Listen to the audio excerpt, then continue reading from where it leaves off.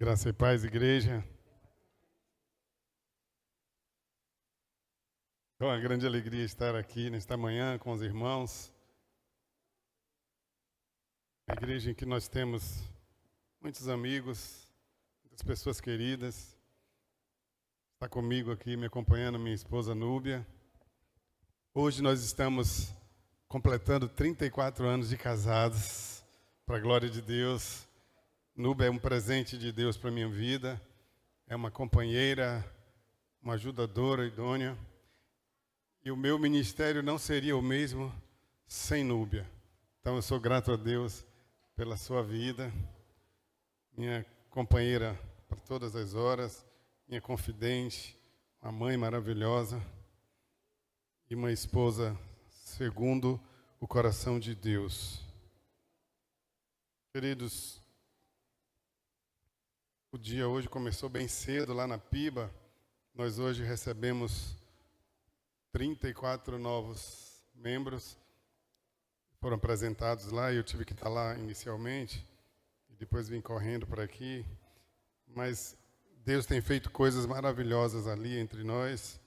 E tem sido uma bênção estar ali fazendo parte daquele ministério junto com o pastor Paulo. Deus me deu essa oportunidade de estar servindo ali como pastor de família. E eu digo aos irmãos que é um grande desafio cuidar de famílias, porque família é projeto de Deus. E o inimigo tem atacado fortemente as famílias, tem tentado destruir as famílias. E nós que trabalhamos diretamente com famílias temos sentido isso de perto. Mas aquele que projetou a família, ele não projetou a família e a deixou à sua própria sorte. O Deus que criou, que projetou, é o Deus que cuida, é o Deus que protege, é o Deus que fortalece. E famílias fortes, famílias fortalecidas, elas fazem igrejas fortes da mesma forma. Queridos, nosso tema hoje, eu vou falar como o nosso querido Jesus, o nosso Senhor, o nosso Salvador, como o fundamento da igreja. Esse Jesus que é o fundamento da igreja, ele nos escolheu da mesma forma que ele escolheu os discípulos, os 12. Então, eu queria começar dizendo para você esta manhã, você foi escolhido por Deus, amém? E quando nós somos escolhidos para algo, não é assim? Nós fomos escolhidos por Deus para sermos servos, para sermos discípulos. Se não fosse assim, quando recebemos a salvação, o Senhor nos tiraria daqui. A Bíblia diz que nós vivemos em meio a uma geração perversa e corrompida. Você tem um propósito de Deus para realizar aqui. Se assim não fosse, o Senhor já teria nos tirado no meio dessa geração perversa e corrompida. Nós permanecemos aqui porque há propósito de Deus na minha vida e há propósito de Deus na sua vida. Você crê nisso? Amém. Nós queremos ler o texto bíblico, está lá em Mateus 16, versos 15 a 18.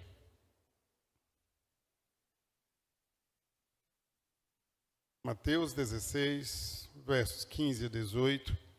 E a palavra de Deus diz assim: Perguntou-lhes ele: E vós, quem dizes que eu sou? Simão Pedro respondeu: Tu és o Cristo, o Filho do Deus vivo. Respondeu-lhe Jesus: Bem-aventurado és tu, Simão, filho de Jonas, pois não foi carne e sangue que te revelou, mas o meu Pai que está nos céus. E também eu te digo que tu és Pedro, e sobre esta pedra edificarei a minha igreja, e as portas do inferno não prevalecerão contra ela. Nós somos a igreja de Cristo. E as portas do inferno não prevalecerão contra nós. Amém? Você crê nessa verdade? Porque nós estamos guardados pelo Senhor dos Senhores, por aquele que pode todas as coisas. A boa mão do Senhor está sobre a minha vida e sobre a sua vida. E nós somos a igreja do Senhor. Esse texto que nós vimos, ele acontece ali em Cesareia de Filipe, que fica ao norte de Israel. É uma região próxima ao Monte Hermon, e ali era um lugar muito estratégico. Ali se erguia um templo pagão dedicado ao deus chamado Pan. Esse deus era adorado como o deus da fertilidade, e era também conhecido como deus da natureza. Ali havia também alguns altares e templos que foram construídos em honra a César Augusto. César era imperador e era tratado como se fosse também uma espécie de deus. Ele era venerado como um senhor, ele era venerado como um salvador. Aquela cidade era um centro de idolatria. Várias crenças e várias religiões ali se misturavam. E é nesse ambiente altamente carregado de paganismo, de idolatria, que Jesus faz essa pergunta para os seus discípulos: quem dizem que eu sou? E ali, inspirado pelo Espírito Santo de Deus, Pedro vai fazer aquela afirmação maravilhosa: tu és o Cristo, o Filho do Deus vivo. Você crê que Jesus é o Cristo, o Filho do Deus vivo? Ele é o nosso Senhor, Ele é o nosso Salvador. E em meio a tantos deuses falsos, em meio a tantos poderes humanos, Pedro levanta sua voz e enaltece o Senhor dos Senhores, o Rei dos Reis, o Salvador do mundo. Tu és o Cristo, tu és o Messias verdadeiro. E Mateus vai escrever esse evangelho, provavelmente ali entre os anos 60 e 70 depois de Cristo. E esse evangelho escrito por Mateus, ele é dirigido aos povos de origem judaica. O objetivo dele era mostrar que Jesus era o Messias prometido nas Escrituras, proclamado pelos profetas. E ele cumpria as profecias do Antigo Testamento e estava ali estabelecendo o reino de Deus. Jesus veio para estabelecer o reino de Deus na terra. Jesus escolheu 12 homens, e Jesus escolheu 12 homens comuns. Se Jesus fosse usar os critérios que esse mundo atual utiliza para analisar e valorizar as pessoas, nenhum deles teria sido escolhido. Porque nenhum deles tinha um nome que se sobressaísse na sociedade. Eles não eram ricos, eles não eram letrados, eram pessoas simples, eram pessoas humildes. Dificilmente hoje eles seriam escolhidos por nossa sociedade. Mas o Senhor Jesus, Ele olha para mim e para você, direto no nosso coração. Ele não está se importando se você tem uma posição de destaque na sociedade. Ele não está se importando se você tem muitas posses. Jesus olha para mim e para você, e Ele olha para o nosso coração, e Ele busca um coração sincero e quebrantado, um coração humilde. É isso que o Senhor procura. Diferentemente da nossa sociedade, o Senhor valoriza um coração verdadeiro, totalmente voltado para Ele. E é isso que Ele busca.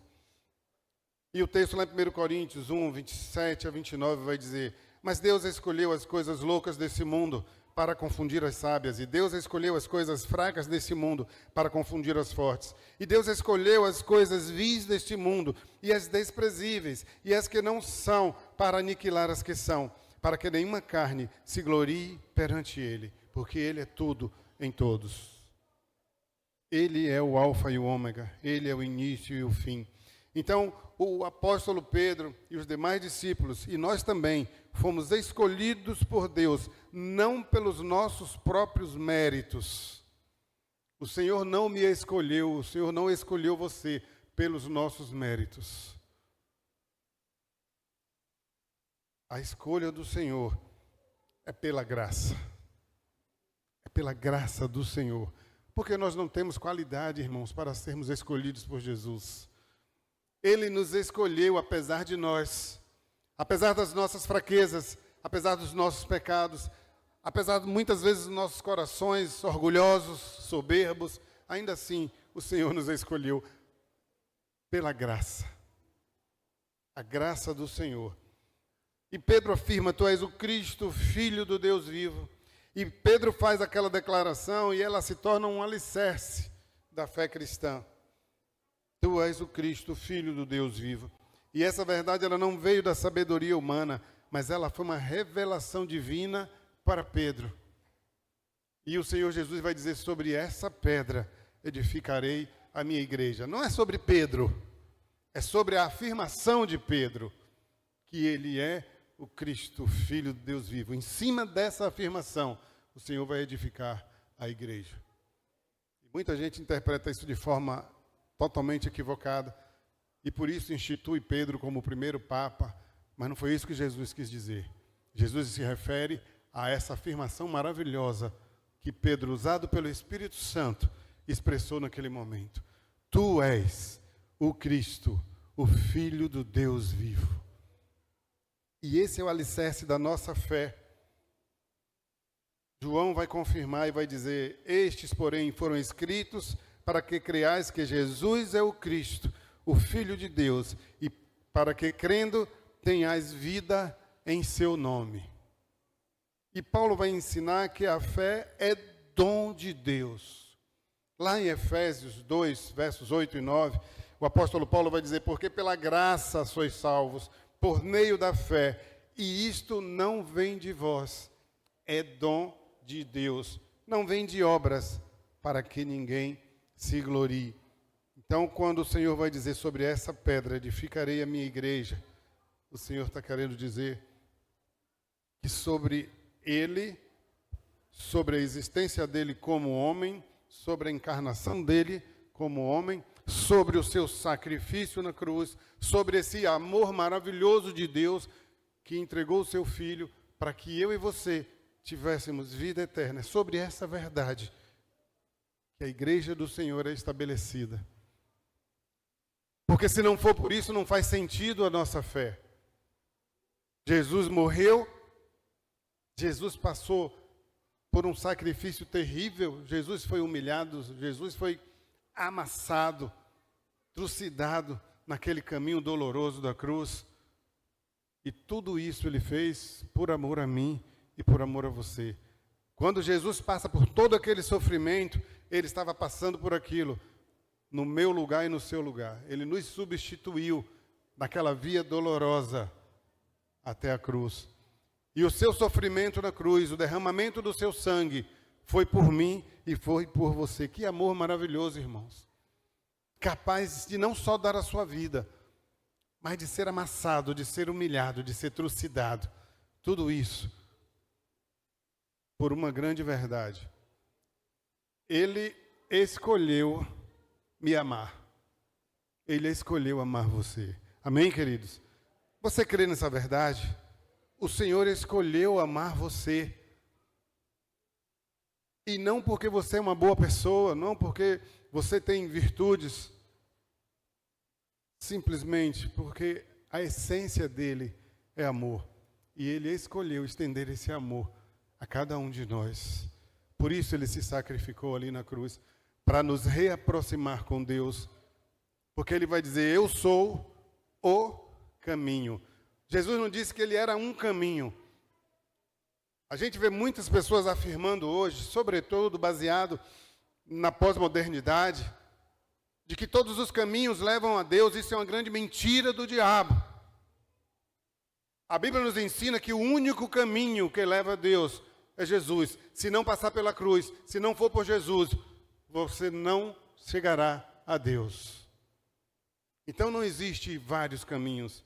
Não acredite nessa mentira de que todos os caminhos levam a Deus. O único caminho é Jesus Cristo. É a cruz, é o sofrimento dele, é o derramamento de sangue dele por mim e por você. E tudo isso, queridos, por amor. Que amor maravilhoso.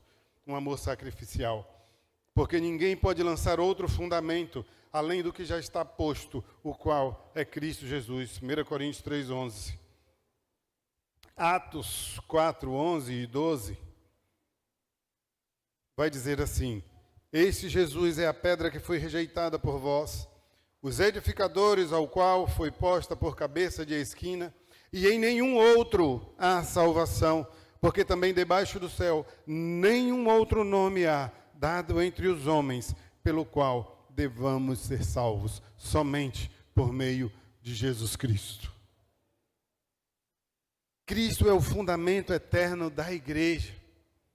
As portas do inferno não prevalecerão contra ela, porque o Senhor vai adiante de nós. É Ele quem luta por nós, é Ele quem nos guarda, é Ele quem nos protege.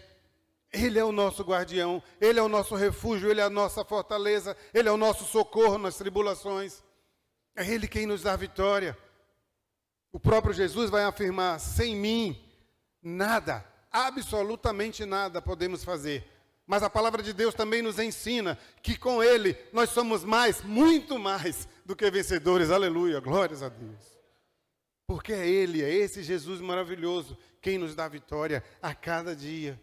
Vitória sobre o pecado, vitória sobre o orgulho, vitória sobre esse mundo que coloca todos os dias diante de nós uma mesa farta com as iguarias do Rei.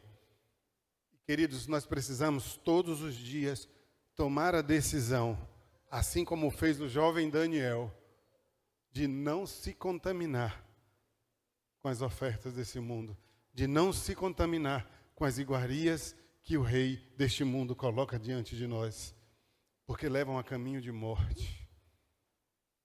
Nós precisamos buscar desenvolver uma vida pura, uma vida de santidade. As portas do inferno não prevalecerão contra a igreja, que somos nós. Romanos 6:23 vai dizer: porque o salário do pecado é a morte, mas o dom gratuito de Deus é a vida eterna por Cristo Jesus, nosso Senhor. É por Ele, é por meio dEle e é para Ele. Todas as coisas. 1 Coríntios 15:5 a 57 diz assim: onde está, ó morte, o teu aguilhão? Onde está, inferno, a tua vitória? Ora, o aguilhão da morte é o pecado, e a força do pecado é a lei, mas graças a Deus, que nos dá a vitória por nosso Senhor Jesus Cristo. Graças a Deus, que nos dá a vitória por meio do nosso Senhor Jesus Cristo. Muitas vezes, queridos, a gente se encontra em situações que nos desanimam. Quando a gente passa pelo vale, quando a gente passa pelo deserto, muitas vezes as nossas forças começam a se esvair. Muitas vezes você olha para frente e você não vê saída, você acha que não tem mais jeito. Situações extremas que muitas vezes nós passamos. E às vezes nós somos tentados a achar que Deus esqueceu de nós, que Deus não está olhando. Os olhos do Senhor estão sobre nós, todos os dias, em todos os momentos. Amém? Você crê nisso? O Senhor não tira os olhos de você em nenhum momento. Ainda que você esteja no abismo, não é assim que o Salmo 139 nos diz? Ainda assim, o Senhor vai nos alcançar lá. Seja lá onde você estiver, o Senhor está olhando para você. O Senhor te vê.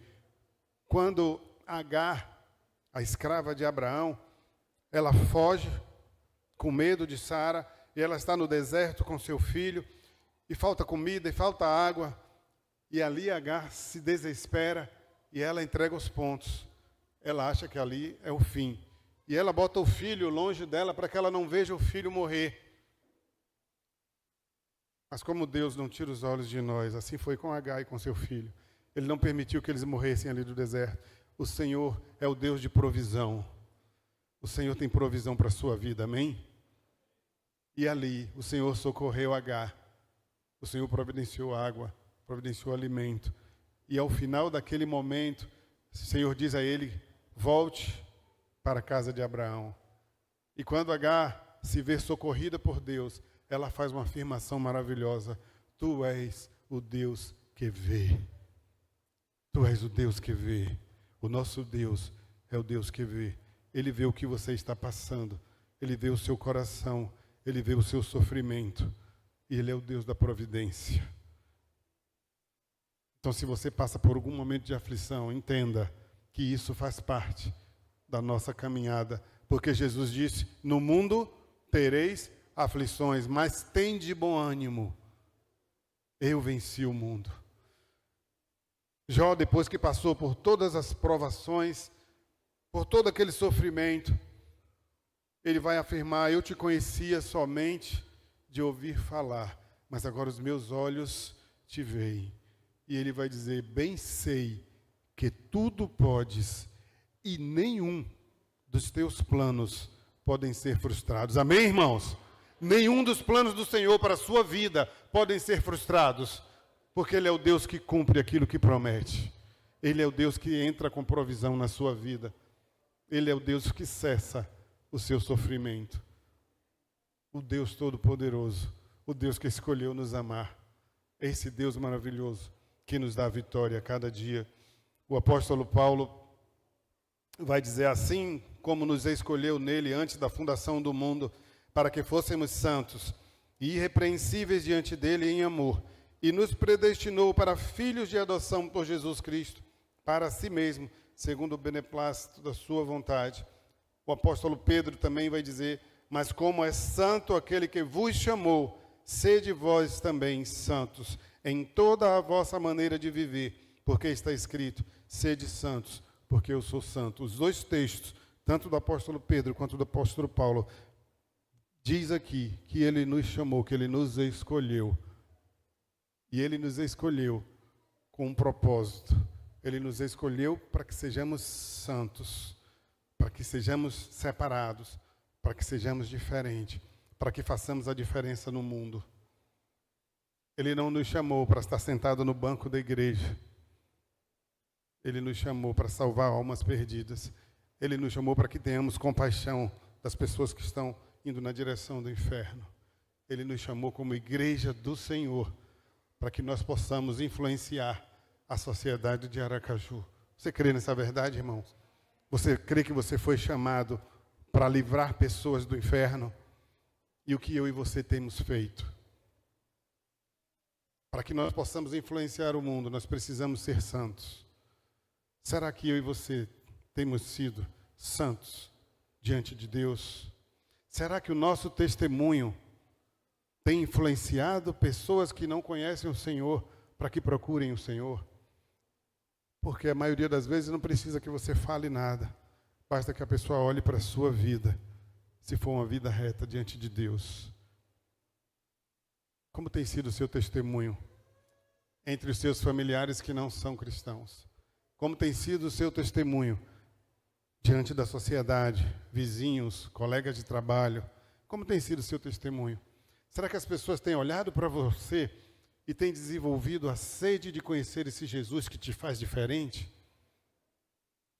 É muito triste quando a gente ouve determinadas coisas. Uma vez fui visitar um irmão que era recém-convertido, e depois ele sumiu da igreja. Aí eu fui visitá-lo, e aí ele disse assim: pastor, eu deixei de ir na igreja porque para ser crente igual a tal pessoa, eu prefiro estar no mundo. E ele se referiu a essa tal pessoa, era um diácono da igreja, era da liderança da igreja.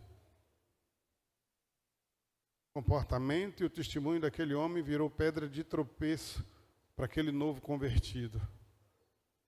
E a Bíblia nos alerta, queridos: ai daquele por quem vier o escândalo. Nós temos uma grande responsabilidade. O Senhor vai cobrar de mim e de você o sangue dessas pessoas. Então nós temos uma grande responsabilidade de testemunhar aquilo que Jesus fez na nossa vida. Porque se você se encontrou com Jesus, você não pode ter permanecido da mesma forma. Todos que se encontram com Jesus são transformados. A mulher samaritana, aquela mulher foi buscar água num horário em que ninguém ia, porque ela era colocada à margem da sociedade. Ela mesma se sentia envergonhada, então ela procurava um horário em que ninguém ia. Ninguém ia tirar água ao meio-dia, porque o sol era escaldante. Mas aquela mulher só se sentia à vontade naquele momento, porque sabia que não ia encontrar ninguém. E Jesus encontra aquela mulher. Não pensemos que foi uma obra do acaso. Aquilo foi algo com intencionalidade. Jesus sabia que aquela mulher estaria ali. E Jesus vai e começa a conversar com aquela mulher. E ela diz: não, como o Senhor, sendo judeu, está falando comigo? Jesus quebra paradigmas. Primeiro de falar com a mulher. Depois, sendo judeu, de falar com a samaritana.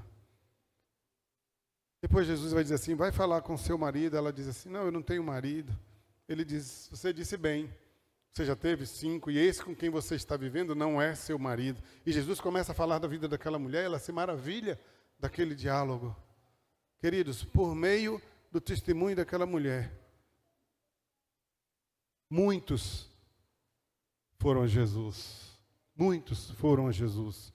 E a minha pergunta para você essa manhã, quantos têm ido a Jesus por meio do seu testemunho? Quantos têm ido a Jesus por meio do seu testemunho? Você foi chamado para isso. Você foi chamado para testemunhar. E recebereis poder quando descer sobre vós o Espírito Santo. E seremos o quê? Ser-me-eis em Aracaju, em Sergipe, no Brasil e no mundo. Eu e você fomos chamados para sermos testemunhas.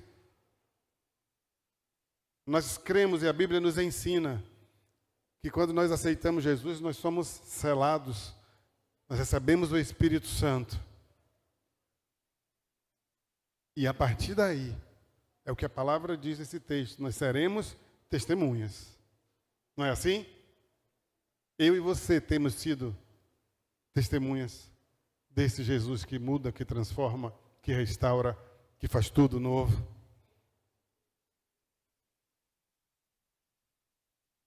Nós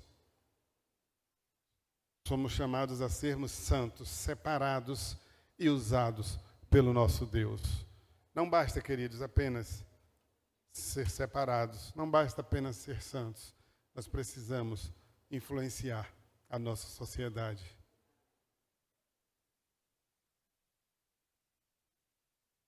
Pessoas têm ido ao inferno sem ouvir falar de Jesus.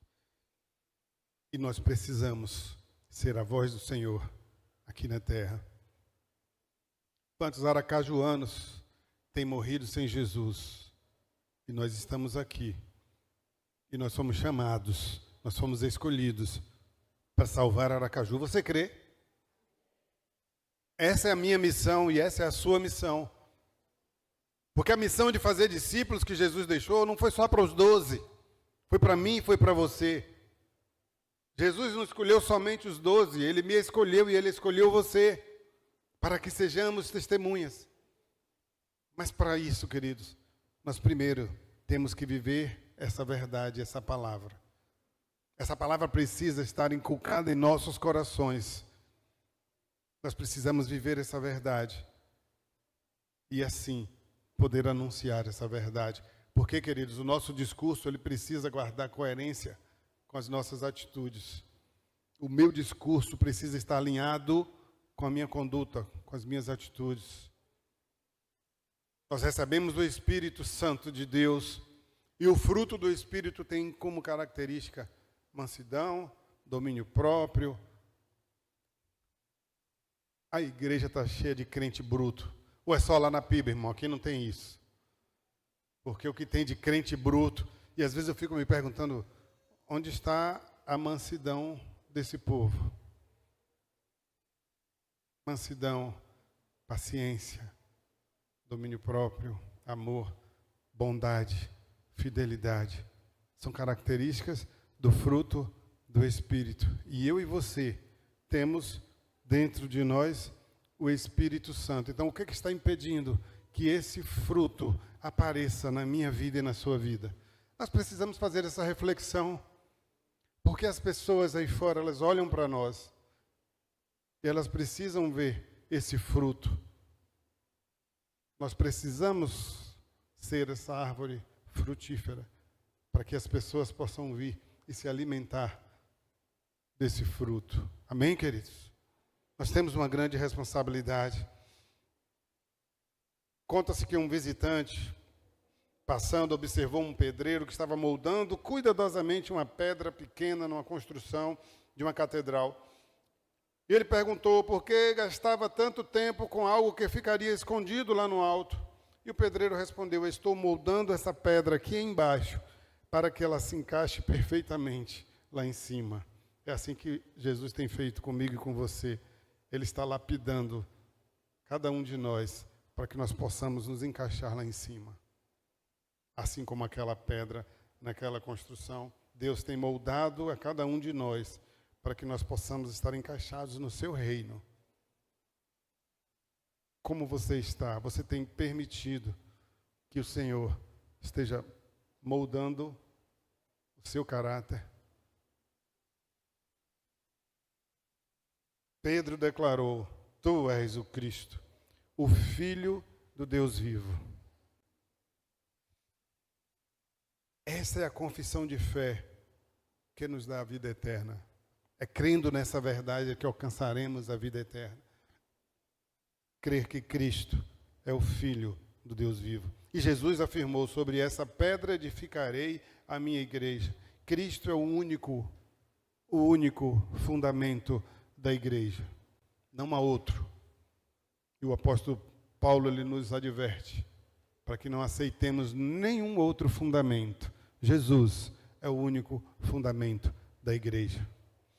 E o Senhor prometeu: as portas do inferno não prevalecerão sobre mim e sobre você como igreja de Cristo. Amém, irmãos? Você crê? Você crê que é vitorioso em Cristo?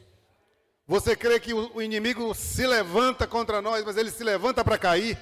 Porque quem vai adiante de nós é o Senhor, o Deus, o Todo-Poderoso. Quando Davi, pequenininho, foi enfrentar o gigante, e o gigante lá muito bem armado, muito bem aparelhado, espada, escudo, armadura, e aquele tamanho tremendo, e Davi olha para aquele gigante, e Davi não se amedronta. Sabem por quê? Porque ele vai fazer uma declaração maravilhosa. Ele vai dizer: olha, você vem para mim com todas essas armas, com todos esses aparatos, mas eu vou em nome do Deus Todo-Poderoso. Amém, queridos? E é assim que eu e você temos que dizer para Satanás: você vem contra mim com suas armas, com suas artimanhas, mas eu vou com o meu Deus, o meu Senhor, o Deus Todo-Poderoso. É Ele quem nos dá a vitória. É Ele quem nos mantém firmes. E nós fomos chamados, queridos, para nos mantermos firmes no Senhor. Para ser igreja gloriosa, santa, imaculada. Para ser uma igreja que influencia e não que é influenciada. Para ser uma igreja relevante. Para ser uma igreja que atrai os perdidos. E a nossa vida, como corpo de Cristo, ela possa estar refletindo a glória do Senhor. Que as pessoas olhem para mim e para você e desperte nos seus corações o desejo de conhecer aquele que fez algo diferente, que Ele faz diferente. Olha, queridos, há algum tempo, quando eu não era cristão, quando eu estava com a vida totalmente longe de Deus, e eu vivia na igreja e vivia no mundo. O pessoal lá dizia que era o crente Raimundo, né? Um pé na igreja e outro no mundo. O meu testemunho era péssimo. E quando eu dizia para as pessoas que eu era crente, as pessoas riam na minha cara. Eu lembro uma vez que eu estava no Clube da Caixa, lá em Salvador. Terminei de jogar futebol, sentei na mesa lá com a turma, e todo mundo tomando cerveja, e eu, logicamente, também. E aí alguém falou: não sei o que, Cláudio é crente. Aí uma pessoa falou assim: quem é crente? Esse cara é crente? Se esse cara é crente, eu também sou. Sabe, queridos, aquilo me envergonhou tremendamente, porque aquilo era um testemunho. Eu estava escandalizando, eu estava ridicularizando o Evangelho com a minha conduta, com a minha vida. Mas o Senhor é aquele que faz nova todas as coisas. Você crê nisso? O Senhor transformou a minha vida. E um dia eu estava no banco, eu trabalhava aqui na Caixa Econômica, eu estava atendendo uma pessoa, o telefone tocou, era um jovem viciado em jogo, numa dificuldade. A turma lá de Itabaiana estava ameaçando matá-lo porque ele estava devendo no jogo. E aquele jovem desesperado, e eu parei para atender aquele jovem e pedi licença à senhora que estava aguardando. Disse a ela que era uma situação urgente. Conversei com aquele jovem. Quando desligou o telefone, ela falou assim: que coisa tão bonita. O senhor é evangélico? Eu falei: sou. Ela disse: eu percebi pelo seu jeito de falar. e pela forma como você tratou desse jovem. Que coisa bonita. No seu ambiente de trabalho, o Senhor abriu mão do seu tempo de trabalho para atender alguém que estava precisando. Olha que diferença, queridos. Olha que diferença. As pessoas olham para nós. As pessoas percebem o nosso comportamento. As pessoas percebem o nosso vocabulário. As pessoas olham para nós, nós somos referência. A pergunta é: que tipo de referência eu tenho sido? Que tipo de referência você tem sido como igreja do Senhor? Nós temos uma grande responsabilidade. Os discípulos foram homens comuns, mas foram escolhidos e santificados por Deus, assim como eu, assim como você. Nós somos chamados para sermos santos e para sermos testemunhas. Queridos, que essas palavras elas fiquem fixas em nossos corações. Não esqueçamos que Jesus é o fundamento da igreja. E Ele que é o fundamento da igreja, Ele escolheu você. Ele olhou para você e Ele lhe escolheu pela graça, para que você seja testemunha, para que você seja instrumento dEle para a salvação de muitos. Que o Senhor coloque no seu coração um amor profundo pelas almas. Que o Senhor coloque no seu coração uma compaixão pelas pessoas que estão se perdendo neste mundo. Que o Senhor lhe direcione para ser instrumento dEle na salvação de pessoas. E que esta igreja, ela possa impactar não somente esse bairro, mas toda a cidade de Aracaju. Porque Ele é o Deus que pode todas as coisas. Às vezes a gente fala assim e a gente não acredita muito, né? Acha que não é possível uma igreja aqui no Siqueira Campos impactar Aracaju. Mas nós lemos o texto que Deus escolhe as coisas loucas desse mundo para confundir, sabe? Não esperem coisas grandiosas. Esta igreja, se ela se permitir, ela pode realizar uma grande obra nesta cidade. E você é parte disso, você é a igreja. Se permita ser usado por Deus para impactar essa cidade no nome de Jesus. Eu queria orar com você nesse momento. Pai, muito obrigado pela oportunidade, Senhor, de estar aqui esta manhã, Senhor. Obrigado, Deus, porque sabemos, meu Pai, que Tu és o Deus Todo-Poderoso, que Tu és o fundamento da igreja. Agradecemos pela graça do Senhor sobre as nossas vidas. Pai, nós queremos Te dizer nesta manhã que nós queremos ser santos, que nós queremos ser separados. Pai, que nós queremos influenciar este lugar. Nós queremos, Pai, ser canal de bênção na vida de outras pessoas. Usa-nos conforme o Teu querer. Cumpre em nós, cumpre nesta igreja os Teus propósitos, Senhor. Que nós possamos nos colocar no Teu altar e dizer, como disse Isaías: Senhor, eis-me aqui, envia-me a mim, no nome de Jesus.